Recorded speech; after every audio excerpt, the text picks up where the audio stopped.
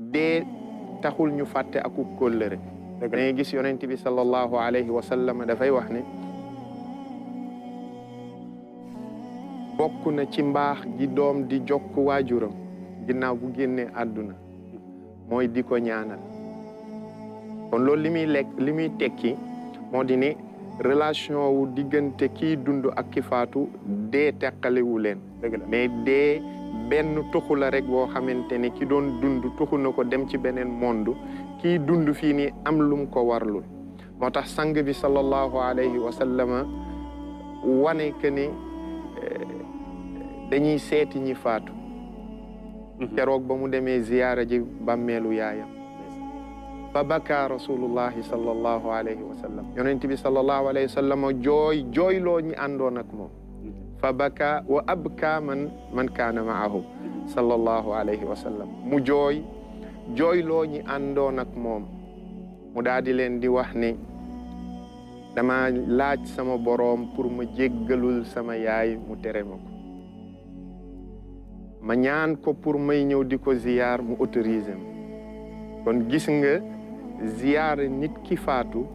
nekk na loo xamante ne yonent bi sallallahu alayhi wa sallam jàngale na ko defal na ko yaayam mi nga xamante ne moo ko jur kon diine la defal na ko tamit ñi nga xamante ne mooy ahlul baqiya rot na ci xadiisu sunu Aïcha radiyallahu anha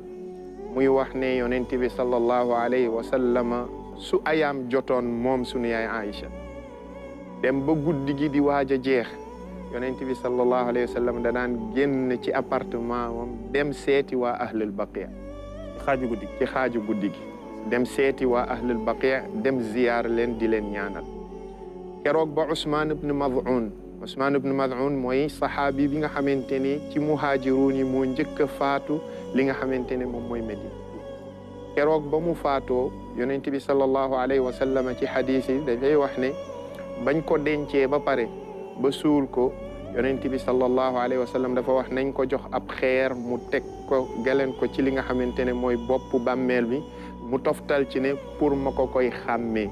lu tax mu ko koy xàmmee parce que dafay ñëw di ko ziyaar di ko ñaanal moo tax yonent bi sallallahu alayhi wa sallama ñaax ñu ci ñuy ziyaara ji bàmmeel yi ci njaal beenuk lislaam ziyaara ji li nga xamante ne moom mooy ay sëg dañ ko tere woon maanaam dem di ziyaara ji néew ñi dañ ko tere woon boroom xam-xam yi bi ñuy justifier tere boobu xikma bi nekkoon ci ginnaaw tere googu ñu wax ne daa am ab habitude bu ñu amee woon ci li nga xamante ne mooy jamonoy ceddu mooy na nit bu demaan seeti mbokkam wi nga xam ne moo faatu daa am aw doxalin bu mu fa doon doxalee bi maanaa xotti ay yërëm toogaat jooyaat dóor ay lexam pes jooy pour wane pour ñeneen ñi ne moom fàttewul kii nii ba léegi kii la mu doon dund ak moom ba léegi mu ngi koy yëg l'islam ni muy yaree comme que dañuy doog a jóge ci habitude jaahiliya boroom xam-xam yi wax ne ci njaal beenuk l'islam moo tax l'islam tere woon nit ñi ñuy dem di seeti li nga xamante ne moom mooy sëkk ya di ko ziyaar